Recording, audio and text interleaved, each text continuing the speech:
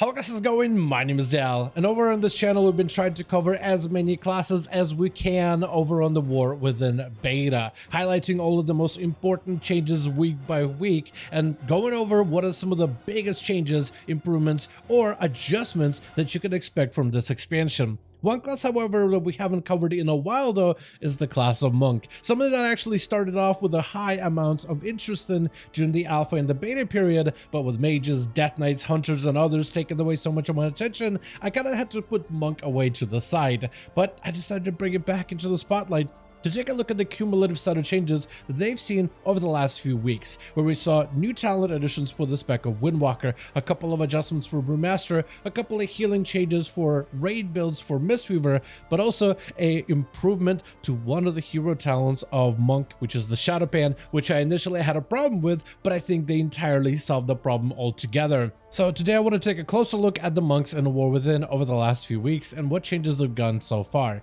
As always, if you guys want to see more regular class updates like these over for the War Within beta, be sure to follow the channel. Otherwise, let's dive right in. So as per always with all of these videos, I like to start by going over the generic talent changes as well as the hero spec changes, and Monks got a really good one. I've already done a video talking about all the different hero talents for Monks, from Master Harmony, Shadowpan, and the Celestial, but the one that I've had the most problem with in the past was Shadowpan. It's just, I didn't really see the vision for this one. I didn't really see what they were trying to do with it, and I felt that the playstyle was underwhelming up until now. They ended up fixing up Shadowpan quite a bit, and it doesn't feel that bad. I guess I don't want to say anything bad about Shadowpan, but it just falls in the category of passive hero talents that don't necessarily feel well, at least you don't necessarily feel them when it comes to your basic rotation or your basic class playstyle. I think there's a lot of flavor behind the name of Shadowpan, and there's so much cool stuff you could do with it. It is one of the favored factions of the Mists of Pandaria expansion, and I felt like at the very beginning, the version of Shadowpan that they presented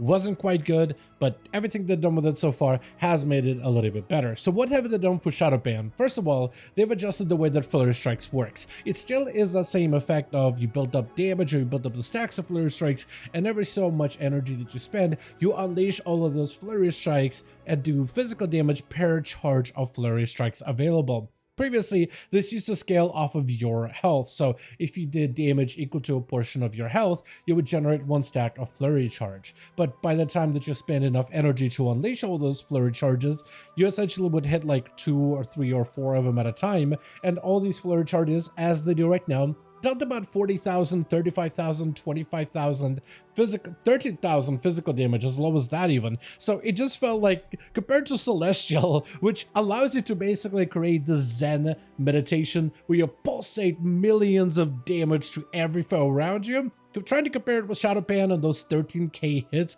of Flurry Strikes, like doing 2 or 3 of them, just felt like nothing since our health pools are massive in this expansion. As a Brewmaster, you're looking at 7.2 million. As a Windwalker in this set of gear, it's about 4.7 million. So someone doing 13,000, hell, even 40,000 damage wasn't a lot. But they've really turned it around with the new version of the Flurry Strikes for Shadowpan. Right now, it scales off of your attack power. So the threshold of how much damage you need to do to generate a flurry charge is much lower than having it scale off of your health. So you're able to generate flurry charges, especially in AoE content, like that. It doesn't take long at all, and the amount of energy that you get to build up, it takes quite a bit of time for you to really expand all that energy. So by the time you unleash Flurry Strikes, in most situations, you're probably looking at unleashing all 10 charges all at once. So 10 times of 35,000 physical damage is actually a huge bulk of damage all at once. It doesn't happen all that often, but when it does happen, it is a little bit more noticeable, it is a bit more impactful,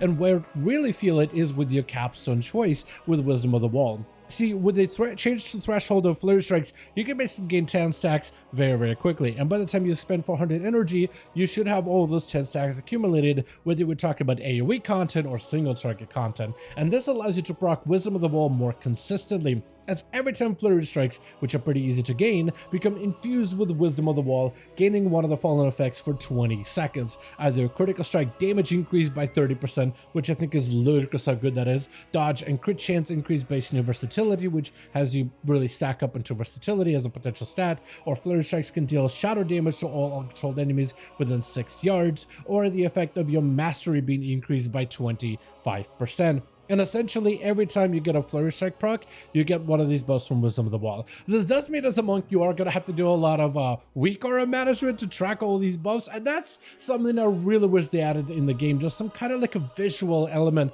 for this ability. You can have some in-game way to track it. But it is going to be one of the playstyles that will be heavily tied to weak auras, because there's a lot of different benefits for it too. Like we have things such as against all odds, which you'll want to track, efficient training for a cooldown reduction. You got Vigilant Watch. There's a lot of little buffs to track, but all of them are actually solid. I actually really don't hate this hero talent whatsoever, but it is going to be a lot of tracking that you will need to do in order to play this optimally. That being said, I feel like this version of flurry strikes is a lot better. They've actually having to increase the threshold of how much damage you need to do, because right now you can get 10 stacks of flurry strikes really easily, and honestly, I would rather have this than what they had before, where you could barely get 2, 3, or 4. I'd rather be sitting there at 10, all capped up, ready to go, because at the very least, I know that my capstone is going to be proccing more consistently, and it just makes the playstyle feel so much better when there's a bit more guarantee to shadow ban. It has a bit of a delayed effect, but I think the damage bonuses together with the against all odds, burst window, and all the other effects now start to feel like a full hero spec, and that actually gets me very excited for Shadow Ban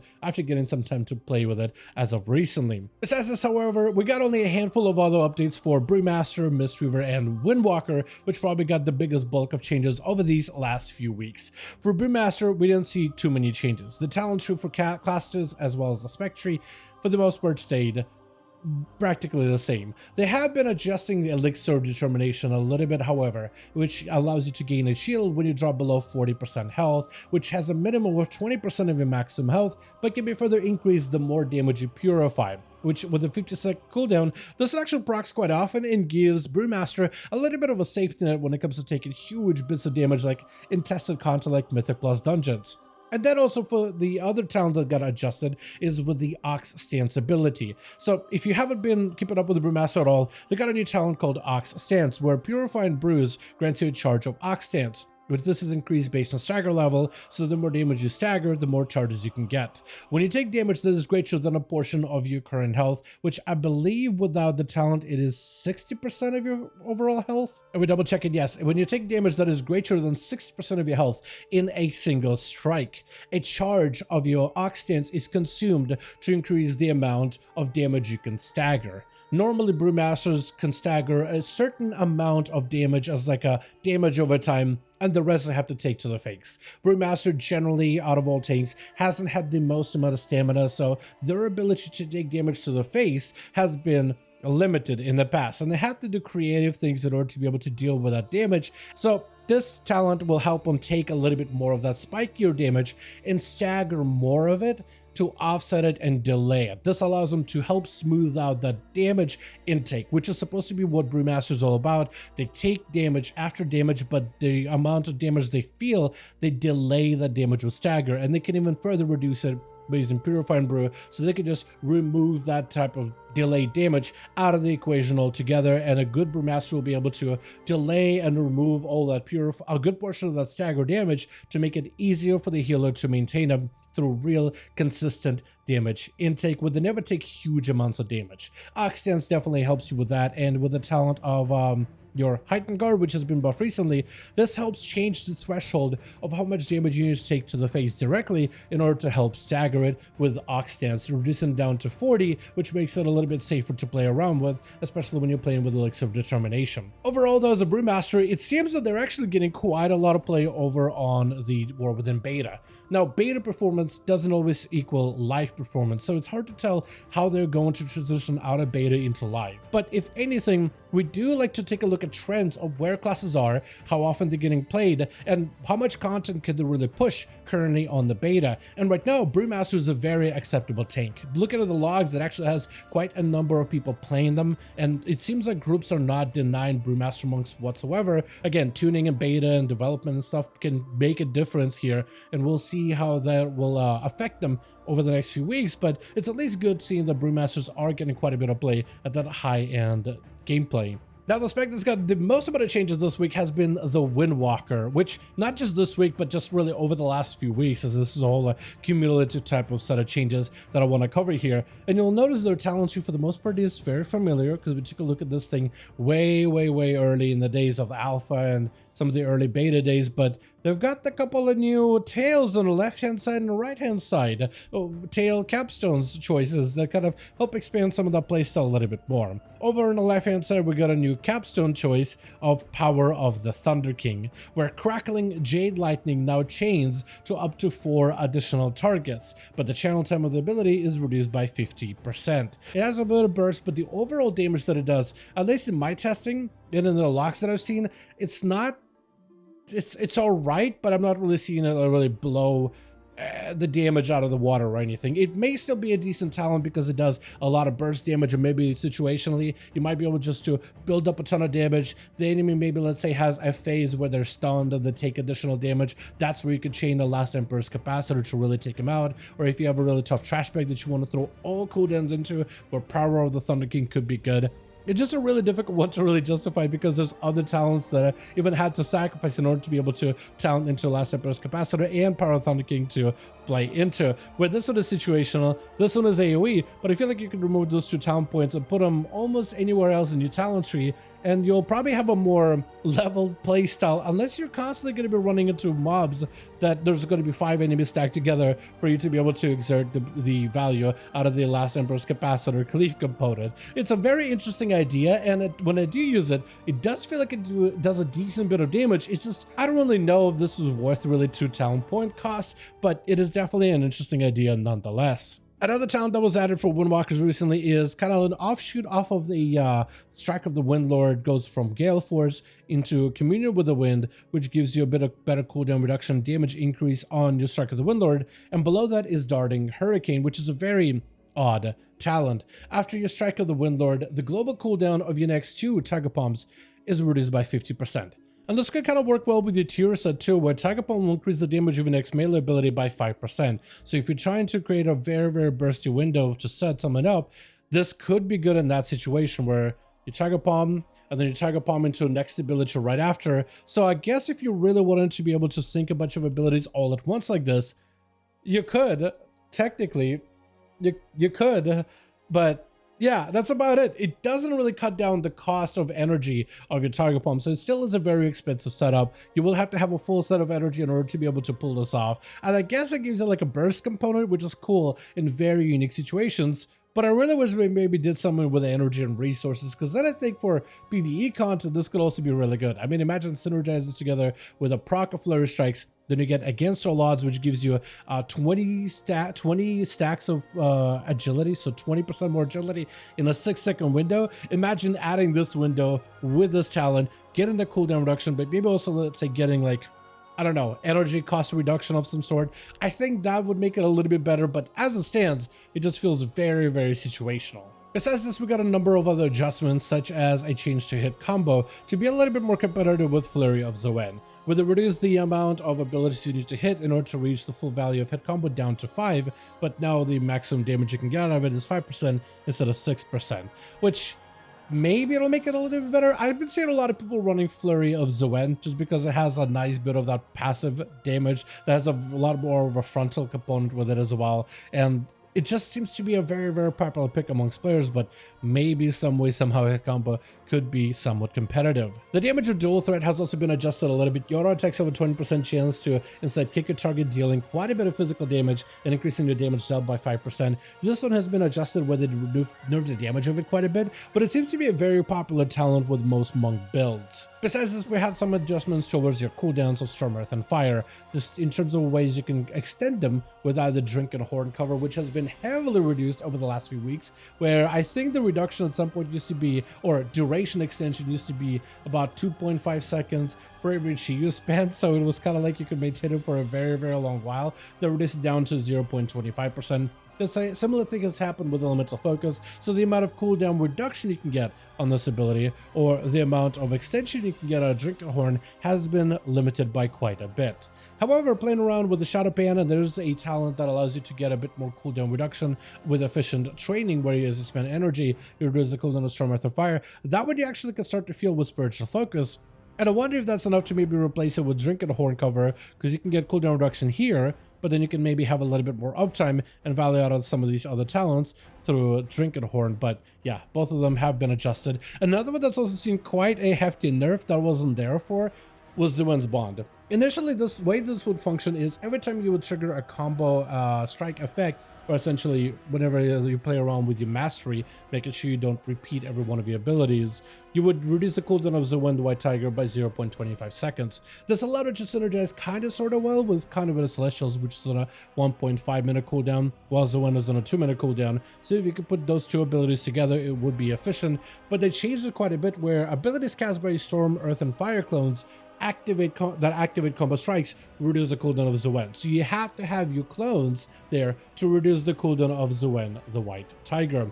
But Zuen's damage itself has been amplified by 15%, which does make it a little better, but right now it's a heavily situational talent that isn't widely recommended by most monks. There may be some situations for it, but previously it had some component of, okay, well maybe I could use it together with Conduit of Celestial, but now I feel like it's a bit more limiting than before. Now, another ability that's gotten adjusted for Windwalkers in particular is the Chi Burst ability. And right now you have to first use your own monk abilities to even trigger a proc to even fire off a Chi Burst. But now that when you do use this ability, where on live it generates you resources, it generates you some Chi based on the number of targets that it hits. Over on the beta, it doesn't generate you any resources. It's just a pure damage ability, which if you're used to Windwalkers on live, this is definitely going to be one that's gonna take a while to get used to, because I'm so used to Chi Burst generating more resources, and when doing some dungeon testing, I was definitely getting stumped every time I was trying to use the ability. Though as a playstyle for Windwalker Monk, I actually feel as though the spec has improved by quite a bit. The talent that I actually really enjoyed though is Sequence Strikes, which allows me to be able to regenerate more Blackout Kick procs, which also awards me with quite a bit of resources with Chi. And it's not uncommon for me to be able to get a ton of Dance Chi procs, Chi procs, which gives me the energy burst. So I'm, instead of consuming my resources, I'm instead generating a lot more resources than I'm used to. An entire resource management of Chi, as well as energy as a Windwalker, I think has become a lot more interesting in terms of the basic play. I like it quite a bit. But it's also an exciting class outside of those things, especially in Mythic Plus, since I'm a huge fan of dungeons in particular, and I feel like this is where monks have gotten a little bit better in. Like, their class talent tree is a huge boon. There's quite a bit to take a look at. Like, you have still things like Transcendence, you have Tiger's Lust, which can be used to free your allies, you have Detox, you have things such as Yolan's Grace to diffuse magic, you still have your Ring of Peace, but you have more tools than ever before in order to do some very cool and unique stuff here and there. Like, just two examples of this ability of Lighter Than Air, which allows you, once you roll, to gain a buff of Lighter Than Air, where next to me double jump, you do a little dash. And it's really cool, really unique. It's very Demon Hunter-esque type of an ability, but it just gives you a little dash. Now, on its own, it's not that impressive, but the things you can do with this one is really, really cool.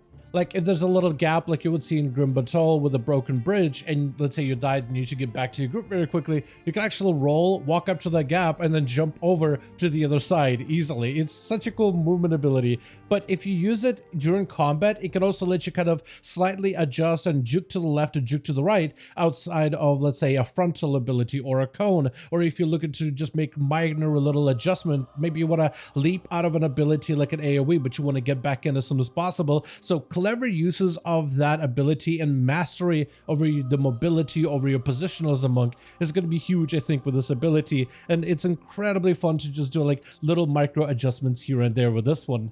Now, another ability I really enjoyed for very similar reasons is Clash, mostly as a utility ability. It's kind of like a mix of a warrior charge and a death knight grip, where you kind of push the enemy towards you while you rush at them and you meet each other halfway. You root the enemy, but this is fantastic for being able to kind of displace an enemy or disrupt them if they're, let's say, they're casting a spell or they're chasing after the tank. It has multiple uses. I think it's a bit better as a support ability, as a Mistweaver or as a Brewmaster, and I think it's really cool there. But just being able to kind of disrupt a caster from a distance as a Windwalker and not having like any chi costs or energy costs for this ability, just a cooldown, it is so nice, and I really liked it. I think this one, it has very select uses because not every enemy can be clashed, but the enemies that you can clash, I think you're actually gonna be potentially a playmaker with this one. I like this one a lot, and I love the amount of disruptions that it gives Windwalker in Mythic Plus content. Speaking of healers, let's go over Mistweaver really quickly. They didn't get too many changes, but they got a handful, a few of them.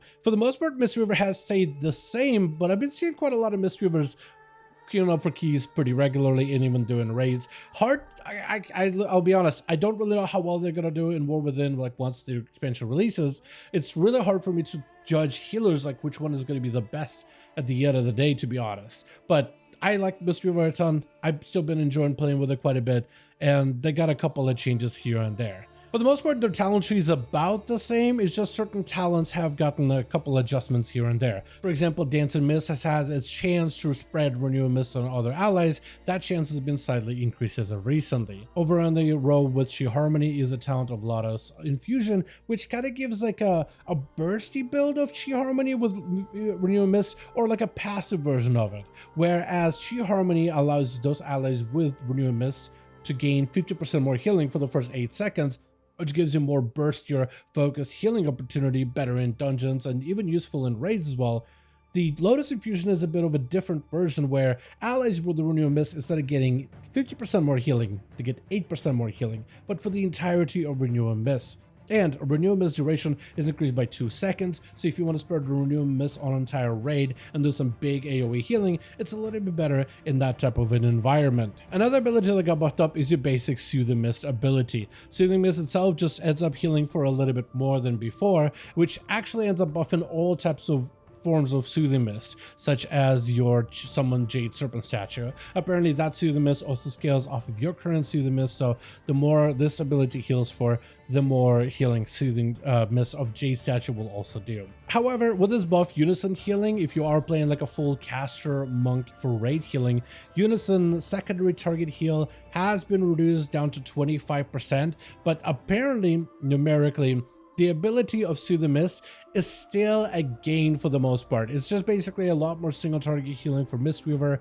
but a little bit less healing for that secondary target. But at the end of the day, it is still more healing for the Mistweaver, so that's a healing increase either way. But with that being said, that's going to be all of the different changes that have happened to the class of monks over the last few weeks over on the beta. And I'm actually very glad that I took a look at this class yet again.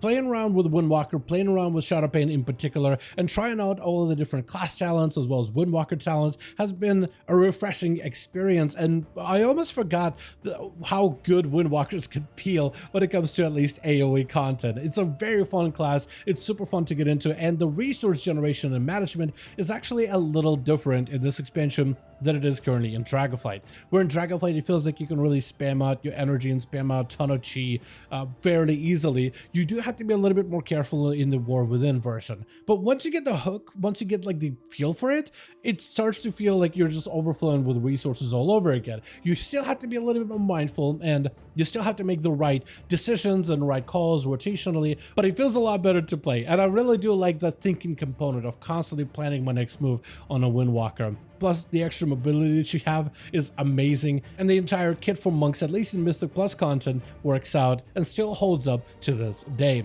But at the end of the day, doesn't really matter what I think about monks. I want to hear your guys' thoughts in the comments down below. What are your thoughts on Windwalker, Mistweaver, and Brewmaster? And what would you want to see out of the class of monk going forward to make you want to pick it up as a potential main, as a potential ult, as a potential class you would even want to explore for this next expansion? And also, what are your thoughts on the Shadowpan hero spec changes? Let me know all those thoughts in the comments down below. As per usual, if you guys enjoyed this video or found it informative, go ahead and give it a thumbs up. I would very much appreciate it. And as always, in the description of every single video and live stream, we have a link to our Discord community channel. Probably the best place to reach out to me directly in case you want to let me know what you thought about this video or hang out with the rest of the community to discuss some of the upcoming changes. Join our Discord to become part of the community. But otherwise, thank you all so much for watching this video. I do hope you guys enjoyed. Let me know all of your thoughts down below. And as always, I'll see all of you guys in another video.